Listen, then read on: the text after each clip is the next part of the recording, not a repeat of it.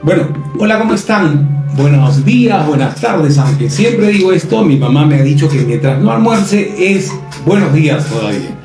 Hoy día vamos a tener un tema muy importante, un tema muy interesante y que a veces no se toca o no se toca como se debería. Y justamente hemos venido a visitar a María Ángel Carucci, que está un poquito más gordita que la última vez que ve. Ella es de Jesús Bolívar, que también es licenciado en terapia ocupacional. Comenzaremos por las damas. María Ángel, ¿cómo estás? Bienvenida. Buenos días, bien. Bueno, gracias, un placer por habernos invitado y para tocar este tema, ¿no? Acerca de la terapia ocupacional en niños con autismo, acercándose el mes de abril, el mes de la concientización. ¿Cuándo es eso? El 2, ajá, el 2, pero todo el mes de abril se hacen campañas y reflexiones acerca del autismo. Bueno, como a veces conversaba con María Ángel también, a veces hay gente que inclusive quiere edulcorar, no quiere decir autismo, ¿no? O sea, le parece que le echaran agua hirviendo cuando se habla de este tema, pero existe, ahí está, y hay mucha gente que puede mejorar su condición si acuden a profesionales. Jesús Bolívar, ¿cómo estás? Bienvenido. Bien, gracias por la invitación. Como estaba diciendo María Ángel, ahorita en abril, justamente, la idea está poder conversar con que las personas puedan ver y saber sobre el tema del autismo, porque vamos a entrar justamente en el tema de la concienciación del autismo. Entonces es un tema que cada día se hace más común, porque usted lo podemos ver en los colegios, o sea, cada día el autismo va en aumento. Claro. Sí, pues, eso justamente vamos a conversar acá. O es que se va descubriendo a personas o ya acuden, siempre han habido, no sé. Primero me gustaría, ¿qué cosa es esta condición del autismo? ¿Quién de ustedes me puede responder? A ver, ¿qué cosa es el autismo? Ya, bueno, respondemos los dos diferentes variables. El autismo bien es un desarrollo atípico, ¿no? El niño nace con esta condición, repito, como hace años lo conversamos, es una condición, no es una enfermedad. Nacen con esta condición, obviamente en los primeros años de vida siempre ya hay alerta, ¿no? Hay veces que se deja pasar porque no son alertas como que muy notorias, pero estas alertas nos hacen referencia a que el niño necesita, ¿no? Una intervención, que algo pasa en el bebé.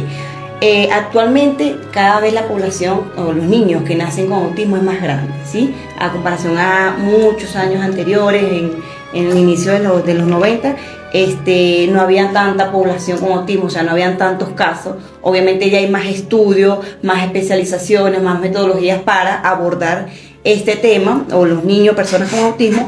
Sin embargo, aún hay un poco de desconocimiento, ¿no? Acerca, pero sí, respondiendo a tu pregunta, sí, cada vez hay más, cada vez tenemos más personas y niños con autismo. Jesús, ¿qué podrías acotar a lo que ya ha dicho María Ángel? El autismo es una condición que se da primordialmente en varones.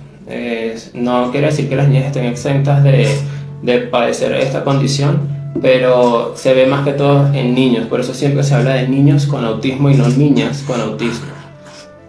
Como ya lo estaba mencionando, en los últimos años se ha habido un incremento. Anteriormente se hablaba de que por cada 44 niños uno tenía autismo. Ahora se habla de que por cada 36 niños uno tiene autismo, y esto cada día va en aumento.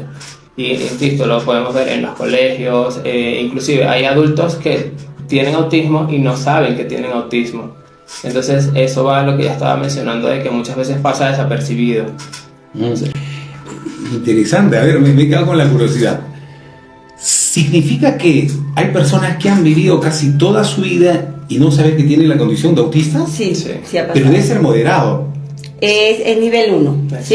Es un autismo de alto funcionamiento. Ya. Que obviamente la persona lleva una vida muy normal, ¿sí?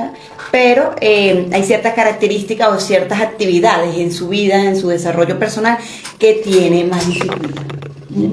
Pero ¿cómo es posible que, claro, si es nivel 1 es cierto, pero que hayan vivido tanto tiempo y sin ser diagnosticados?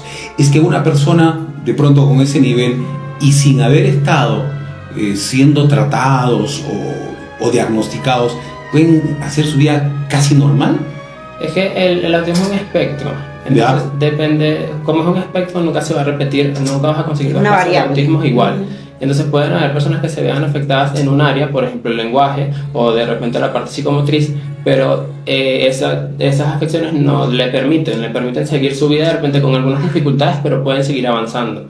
Entonces justamente las personas que llegan a la adultez y no tienen un diagnóstico probablemente tengan eso. De repente eran esos niños que decían, los catalogaban de repente que no podían aprender bien en el colegio, entonces siempre tenían como esa dificultad de aprendizaje. O él es un poquito extraño, o él no le gusta compartir, él no le gusta socializar, entonces ya lo veían como que una etiqueta, como que bueno, ya él no le gusta socializar, él no le gusta compartir, él es así, esa es su forma de ser, no iban más ese allá. es su personalizado. Mira, qué interesante. Entonces, acá va cobrando mayor importancia justamente esta conversación que tenemos con María Ángel y con Jesús, porque es probable que usted, su hermano, su primo haya tenido esta condición y nunca haya sido diagnosticado. Gracias a Dios seguramente se quedó ahí, porque sabemos que hay niños que el diagnóstico es difícil, ¿no? Sí. No es tan fácil decir al año o a los meses si su niño tiene esta condición de autista. Es bien complicado saber que este niño nació con esa condición. Sí, claro, para los papás es un duelo, ¿no? Que viven de recibir un diagnóstico en el que le indique que su niño tiene autismo. Y obviamente el autismo no se quita. El autismo mejora, se trabaja para que el niño logre tener una vida bastante funcional, pero el autismo no se quita, pues. Entonces es bastante fuerte recibir este diagnóstico. Entendemos a los padres porque obviamente tienen la ilusión de que mi hijo va a ir al fútbol, va a ir a la universidad, va a hacer esto, va a hacer lo otro, y esas ilusiones se quedan restringidas cuando recibes este diagnóstico, ¿no? Porque obviamente a medida que vayas trabajando y avanzando el tiempo, es que tú vas a ir viendo las posibilidades que va a tener tu hijo o el desarrollo que va a tener tu hijo.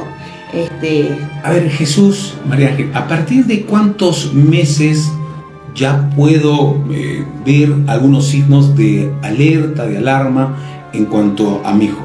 Los primeros signos aparecen al año y medio. Año y medio. Sí, el desarrollo psicomotor aparente va normal hasta los 5 años y medio, y después hay una involución. El niño deja de hablar, deja de hacer contacto visual, deja de jugar con el papá, deja de tener esa interacción. Entonces empiezan a aparecer de repente problemas del lenguaje. El niño ya estaba empezando a balbucear, decía mamá, agua, papá, dejó de decirlo. Entonces al año y 5 meses se pueden empezar a ver vestigios de autismo. Pero incluso hasta antes, hemos recibido bebecitos con un año y un mes que tienen características muy notorias. Sí, pero el diagnóstico como tal se da a partir de los 3 años.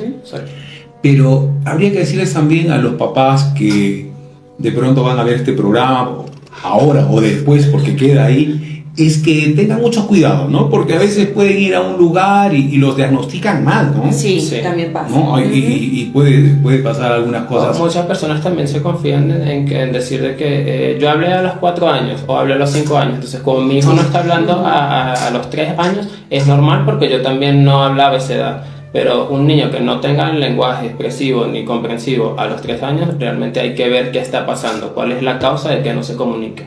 Sí, bueno, por historia sabemos, por ejemplo, que dice que Abraham Valdelomar que es un escritor peruano, que habló muy tarde, como tú dices, 5 o 6 años, pero no es lo común, no es lo normal, ¿no? Entonces, no es un desarrollo adecuado. Claro, si vemos que nuestro hijo, no interactúa, es cierto que a veces inclusive no quieren contacto físico, no quieren que los abracen, que recibir cariño. Ayer tocamos en la parte de terapia ocupacional. La mayoría de los niños con autismo cursan con alteraciones sensoriales. ¿Sí? Obviamente como tienen su desarrollo es atípico, las modulaciones y todo el desarrollo neuronal no se da de forma adecuada. Entonces, ¿qué sucede? Que esto hace que todos los sentidos que nosotros percibimos, incluso que hacemos con nuestro cuerpo, el sistema nervioso central no lo esté procesando adecuadamente, no se esté integrando ese sentido, no hay una respuesta adaptativa a ese estímulo que estamos recibiendo y ellos presentan este tipo de conducta.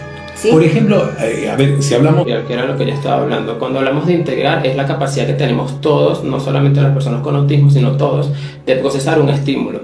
Y aquí viene esto, ¿cuántos estímulos podemos obtener del entorno? O sea, hay dos tipos de estímulos, los externos y los internos, los que nos brinda el ambiente y los que nos brinda nuestro propio cuerpo. Entonces, siempre con la pregunta que le hago a los papás es, ¿cuántos sentidos tiene el cuerpo? Y siempre te responden 5 porque son los más comerciales, la visión, el olfato, el tacto, los que ya conocemos. Pero además de esos, hay 2 estímulos más que no son tan comerciales, pero son importantes en nuestro procesamiento. ¿Cuáles Son los principales. Exacto, el sistema vestibular y el propioceptivo. El sistema vestibular, que viene a ser del oído. Se encuentra en el oído, pero no es para escuchar. El sistema vestibular se encarga de procesar toda la actividad de movimiento que tiene el cuerpo, tanto la que nos brinda el exterior como la que nos brinda nuestro propio cuerpo. Y el propioceptivo se encarga de procesar las descargas de peso. Entonces, ¿cuál es el segundo? Propioceptivo. Propioceptivo. Propioceptivo. Sí, la palabra propioceptivo viene de lo propio. ¿Y no puedes hablar más fácil o está bien? No, está bien. Propioceptivo, ¿no? Exacto. Ya, está bien, ya. Sí. Específicamente se encarga de procesar las descargas de peso. Al momento de caminar, por ejemplo, nuestro mismo cuerpo nos brinda Sensorial. Puede ser que de pronto comiencen a construir acá al costado y me moleste a mí ese ruido en nivel 2, por decir. ¿A los niños con esta condición les es amplificado todo eso? Sí, fíjese, es en cuanto a la parte auditiva, ¿no? Bien, tenemos 2 variables. Bien. Tenemos los niños hipersensibles y los niños hiposensibles. Las 2 son alteraciones. Porque, ¿qué pasa? Hay niños que con un simple ruido, no a todos, hay ruidos particulares que los alteran. ¿Sí? Muestran llanto, muestran reacción, incluso se autoagreden, agreden a los demás porque no toleran ese ruido. De hecho, puede ser muy bajito, pero la hipersensibilidad de ellos es grande. Es decir, ellos reciben este estímulo más agresivo de lo que realmente es. Entonces, esa es la parte hipersensible. También tenemos los niños que son buscadores de sonidos fuertes, que son hiposensibles. ¿Sí? Es decir, que siempre están buscando sonido para autoestimularse. ¿Por qué? Porque ¿cómo se llama? El registro de ellos es bajo. O sea, como que digamos que su percepción ante el sonido es poquita y ellos tienen esa necesidad de estar buscando constantemente ruidos y sobre todo ruidos muy particulares que a ellos los estimulen para poder procesar el estímulo. Jesús, como sabes, las mujeres tienden a hablar bastante. Así que cuando quieras intervienes nomás. Pero qué interesante. Por ejemplo, yo creo que de alguna manera acabas de hablar algo muy interesante, porque normalmente hay el mito que es solamente son los hipersensibles, pero no los hiposensibles, ¿no? Claro, pero en esto hay que tener, hay algo que se llama integración sensorial de descargas de peso. Yeah. Entonces, por medio de estas descargas de peso, nuestro cerebro crea un esquema corporal, que es el que nos permite a nosotros saber dónde están nuestros segmentos corporales, nuestros brazos, nuestros dedos, sin necesidad de verlos. Entonces, un ejercicio que siempre le hago a los papás es preguntarle, le pido que cierren los ojos y les pregunto dónde está la nariz. Y entonces les pido que se toquen la nariz y ahí ellos pueden ver técnicamente, los seres humanos nunca nos hemos visto la cara. Entonces, ¿cómo somos capaces de saber dónde está nuestra nariz si nunca nos hemos visto la cara? O sea, la vemos por medio de un reflejo, pero nunca nos vemos la cara como tal. Entonces, este nos crea, exacto, un esquema corporal porque lo sentimos. Y de igual forma, en estos 2 sentidos también pueden haber alteraciones, tanto hiper como hipo. Entonces, ¿qué se busca dentro de la parte de integración sensorial? Llegar a una línea media. O sea, apuntar en terapia siempre es muy común la palabra regular. A ver, Jesús, un ratito. Para que más o menos niños en algún momento pueden tener una especie de conducta de movimiento repetitivo a eso, ¿no? Comienzan a moverse de un lado, o la famosa palomita. Muchas veces los papás se confunden porque el niño no me hace caso, el niño no se sienta, el niño corre, el niño no obedece, pero es porque tiene una necesidad sensorial. Entonces muchas veces le dan terapia de conducta y otro tipo de terapia, que si cognitiva. Estás hablando de un niño que no ha sido diagnosticado todavía. O puede ser que esté diagnosticado, ¿no? Ya. O sea, porque a veces que es por poco conocimiento acerca de lo que es la terapia ocupacional en integración sensorial. Entonces se mueve mucho, no atiende, le hace falta de repente terapia de aprendizaje o conductual para que pueda atender, para que pueda tener atención, se pueda sentar, pero no es así. Bien, eso viene de una parte orgánica que es una necesidad sensorial que el niño está buscando.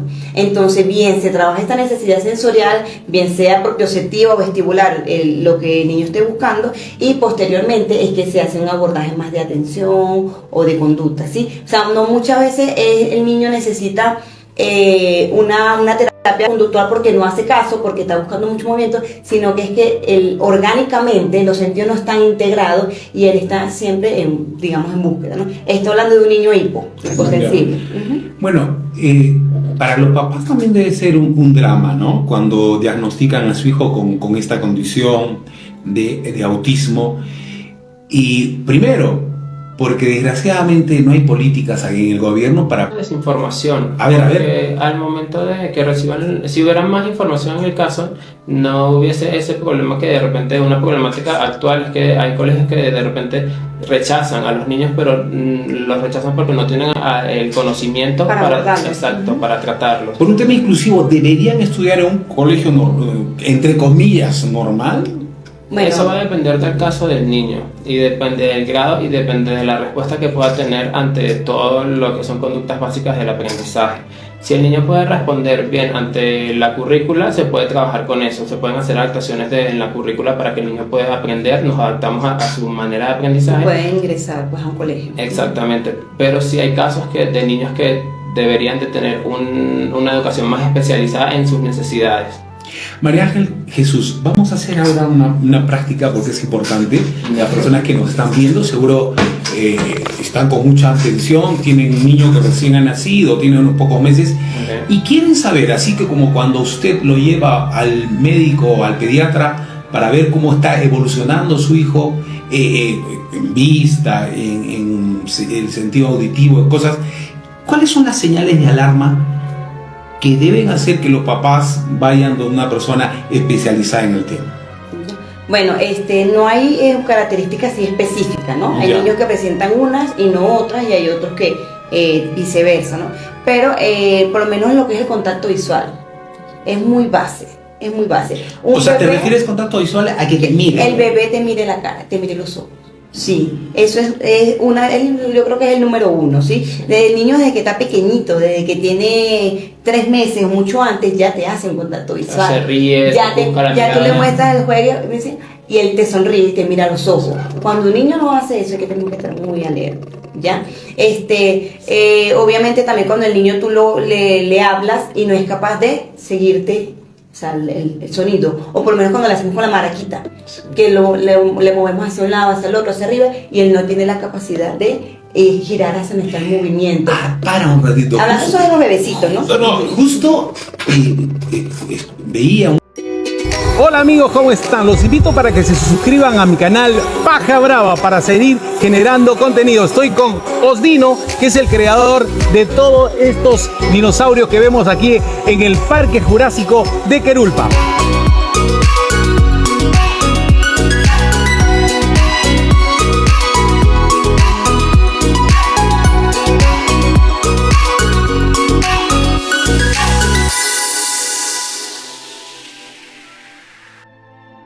Caso de que a un niño que tenía autismo, esta condición, le habían detectado problemas auditivos. También. Pero el niño no tenía problemas auditivos, lo que pasa es que tenía la condición de autista. Ya, entonces, porque sí pasa. ¿no? Sí pasa. Claro, ahí viene la situación. Ustedes están facultados como para saber cuando un niño tiene esta condición. Ustedes dos, por ejemplo. Sí, claro. Sí. Bien, nosotros somos terapeutas ocupacionales. La terapia ocupacional es una carrera de salud que se encarga de promover y reeducar todo lo que es el tema de discapacidad o mejorar la calidad de vida. Nosotros cuando llega un niño nos damos cuenta porque obviamente tenemos especialidad en atención a niños con autismo, o sea, muy aparte de la terapia ocupacional. Entonces ya vemos características, vemos alteraciones sensoriales, vemos estereotipias, vemos... ¿Un psicólogo normal podría evaluarlo? No, tiene que ser un psicólogo especialista. Claro. Entonces, ¿qué sucede? Ya nosotros vemos que hay características que es muy notorio que puede estar pasando algo, bien sea autismo o a veces te incursan con otra condición.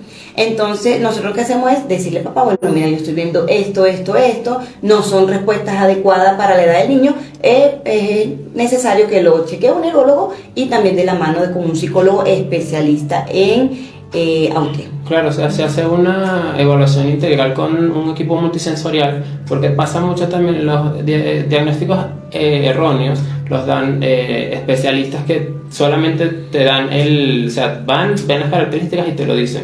Ningún especialista está con la condición de hacer eso si no tienen la base, las pruebas para poder darte un diagnóstico. El niño tiene que pasar con un psicólogo clínico, con un terapeuta ocupacional, con un terapeuta de lenguaje si lo necesita. Entonces son ciertos pasos que hay que pasar y no es solamente. Hay muchos doctores, muchos médicos que ven las características y dan el diagnóstico, pero eso no es correcto. Y es cierto que en algún momento puede haber un diagnóstico errado que inclusive les pueden decir que su hijo padece de esquizofrenia. Sí, ¿no? ha pasado. Ha pasado, ¿no? Ha pasado. Por eso es que yo les digo, hay que ir donde personas que estén capacitadas para dar un diagnóstico. No es cuestión solamente un médico, sino como dicen, es El equipo multidisciplinario. multidisciplinario para no cometer errores y cuanto antes mejor también para comenzar la terapia con los niños, ¿no? Sí, sí, sobre todo en los primeros años de vida es donde los niños tienen más neuroplasticidad, ¿no? ¿Qué es neuroplasticidad? Es la capacidad de las neuronas interconectarse. Ya. Entonces obviamente hay más, como que el cerebrito absorbe más todo el aprendizaje que se le enseña y ellos pueden responder mejor, aprender mejor y obviamente desarrollarse, ¿no? Ser una persona funcional. Después que pasa un tiempo, obviamente los niños que no son intervenidos a temprana edad, obviamente su proceso cuando lo empiezan a hacer es mucho más lento. ¿Por qué? Porque ya realmente han perdido tiempo, no se han desarrollado habilidades en el tiempo que correspondía y por ende es un proceso más lento. Por eso que siempre le decimos, si usted ve características, llévelo. Porque es importante que la intervención temprana es muy buena. ¿Por qué? Porque ya después de los 15 años, 18 años, ya nosotros dejamos de hacer neuroplasticidad. Entonces, obviamente, la capacidad que tiene el cerebro para otra vez reorganizarse y tener buenas modulaciones es muy lenta. Te voy a contar un caso de una persona que le nace este niño con condición de autismo y lo vive muy lejos de Lima. Entonces tenía que hacer un viaje de 5 o 6 horas hasta Lima, tenía que pagar el pasaje de ambos, tenía que pagar también obviamente por los servicios y se fue quedando sin economía, sin dinero. Y lo he visto al niño que ahora debe tener pues más de 8 años y como dicen ustedes ha involucionado, ya el niño lo he visto muy mal. ¿Qué se puede hacer todavía? ¿Es posible que se le pueda tratar todavía o ya es muy complicado? No, sí, claro, siempre se pueden tratar. De hecho, hemos recibido hasta adultos que, como estamos hablando anteriormente, de que nunca han sabido que tienen la condición y todavía es manejable, es trabajar, ¿no?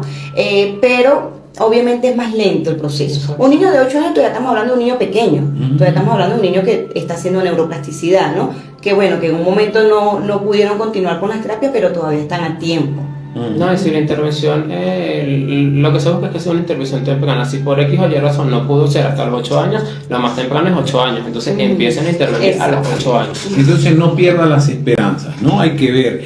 Y bueno, no lo diga usted, pero yo sí digo que el Estado parece que no tiene mucha preocupación en este tipo de condiciones, sabiendo que más bien estos niños, a medida que van pasando el tiempo, serán adolescentes, serán adultos y entre comillas le va a ser más caro, más difícil, más caro, ¿no? ¿Por qué? Porque, bueno, quien normalmente para detrás de ellos es la madre. Sí, pero es que en este caso hay... ¿O estoy siendo muy trágico? No, sí hay una problemática a nivel social de que pasa que es muy bonito el hecho de ver la atención a niños con autismo. Siempre se habla de niños con autismo, pero también hay adolescentes con autismo, hay adultos con autismo. Y muchas veces se ve que no hay ni los especialistas ni el centro que te brinde ese servicio. Entonces, ¿qué pasa después de esos niños cuando ya dejan de ser niños? El autismo no se va. Entonces, muchas veces vemos que no tienen, justamente como lo estás diciendo tú por parte del gobierno en este caso, en los lugares donde se pueda prestar esta atención. Entonces, sí, habría que hacer como que estas son políticas públicas, políticas sociales. No, es que yo decía, por ejemplo, un niño con esta condición llega a ser adolescente, de pronto no va a poder estudiar como quisiera. ¿Cómo Suma más problemas. Claro. Porque cada etapa tiene ¿Cómo trabaja? ¿Cómo se sostiene? Siempre va a estar dependiendo de la familia. Y la no madre, es solamente el tema del trabajo, porque muchas personas con autismo sí pueden llegar a entrar a una universidad, sí pueden llegar a tener una educación superior. Entonces, ahí viene el tema de las barreras arquitectónicas de las universidades no están preparadas para recibir personas con autismo. Muy bien, no sé, acá estoy viendo que ¿Qué se le hablaba? me parece. El mensaje es que los papás cuanto antes traten de, ahora justamente la entrevista, la conversación que tenemos con ustedes, es para identificar de pronto algo que crean que no anda bien y vayan donde un especialista y comenzar cuanto antes con la terapia, ¿no? Sí. Porque estas personas, niños, jóvenes, que tienen esta condición, sí se pueden insertar en la sociedad, pueden desarrollar un trabajo, Sí. sí, sin ningún problema. Sin ningún problema. Mientras hayan tenido una intervención adecuada. Por ¿sí? supuesto. Es cierto que hay algunos niños que tienen, o personas que tienen esta condición, pueden inclusive producirse ellos mismos heridas, porque suelen golpearse. Sí, claro, eso sí pasa, pero como ya estamos hablando, cuando una persona no tiene una intervención adecuada, los problemas van aumentando. El problema va aumentando y va aumentando y va aumentando. Cuando llegamos a ese punto de que un niño se hace heridas, o incluso con adolescentes que intentan quitarse la vida, ¿no? Es porque ya no pueden con toda la carga que tienen, porque obviamente ellos procesan todas las cosas de forma diferente. Entonces, como ya ellos no pueden con esa carga, ellos tienen como que la necesidad de no aguanto. ¿Sí? O sea, es algo, lo estoy explicando en un término bien coloquial para que entiendan. No aguanto, entonces por ende tienden como que a autoagredirse, o incluso a veces ellos desean no estar aquí. Qué terrible. Sí, pero claro, como decimos, o sea, no es que, porque muchas veces dicen, ay, pero que las terapias, porque eso es una terapia, esas terapias son de por vida. Sí. Bien, con el pasar de los años baja la frecuencia, porque lo que queremos es que ellos mejoren, sí es verdad, pero es una terapia de por vida. O sea, muchas veces, a veces los papás, por falta de conocimiento, ay, yo lo llevo a la terapia 3 meses, o 1 año, 2 años, ya, no le hace falta. Esto no es así, porque a medida que va desarrollándose el niño, van a ir apareciendo necesidades. Nuevas etapas, y esas tenemos que irla trabajando, ¿sí? Para que se desarrolle bien, para que el niño pueda desenvolverse o desempeñarse bien en su ocupación. ¿Qué sucede cuando no pasa esto y como papá creemos que el día de mañana va a ser diferente? Porque siempre los papás piensan eso, pues, de que mañana va a ser diferente, de que mañana lo va a estar mejor, ya eso es cuestión de que madure, nos encontramos con más problemas. No, hay que tener también en cuenta que la terapia ocupacional no es solamente en el consultorio. El terapeuta ocupacional hace adaptaciones a nivel de los entornos, justamente para que la persona, por ejemplo, con el caso que hablamos de que no tolera los sonidos, podemos hacer adaptaciones para que esa persona, ese adulto, ese adolescente pueda tolerar los sonidos, de repente con un aditamento, audífonos que le permitan llevar su vida. Entonces así hay muchas personas que de repente pueden ir con sus audífonos a las universidades, a los trabajos. Ahorita se está presentando mucho en cuanto así a la secundaria, ¿sí? Exacto. Que hay muchos niños que no toleran los sonidos, tantos estímulos dentro del colegio, y tienden a veces a aislarse, incluso a veces no entienden por qué están sintiendo todas esas cosas, y por lo menos tengo casos de que se van al baño, lloran y no pueden otra vez incorporarse, ¿no?, a la clase. Entonces ahí nosotros aplicamos ciertas metodologías, como que es darse presión, hay ciertos objetos donde ellos pueden autorregularse y continuar, ¿no?, adaptarse y que no afecte su desempeño ocupacional. El desempeño ocupacional me refiero a estudiar, a desarrollarse, a socializar, a compartir y muchas otras tareas.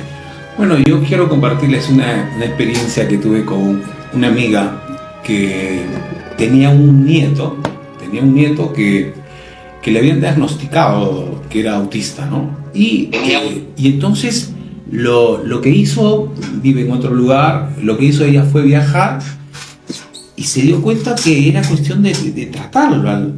Y ahora, ya que es adolescente, está en la universidad y está viviendo lejos de la mamá, porque la mamá también lo sobreprotegía demasiado, ¿no? Entonces, obviamente sigue con su terapia, pero vive en otro lugar y me dice que hasta conduce un auto. Pueden conducir un auto, ¿no? Una persona. Sí. Claro, es que el autismo no es limitante para hacer una vida, entre comillas, normal. O sea, el autismo puede ser dificultar en ciertas áreas, pero como dijo María Ángel, con una buena intervención ellos pueden llegar a desarrollar su vida sin ningún tipo de problema, tener familia, incluso hay personas con autismo que tienen hijos.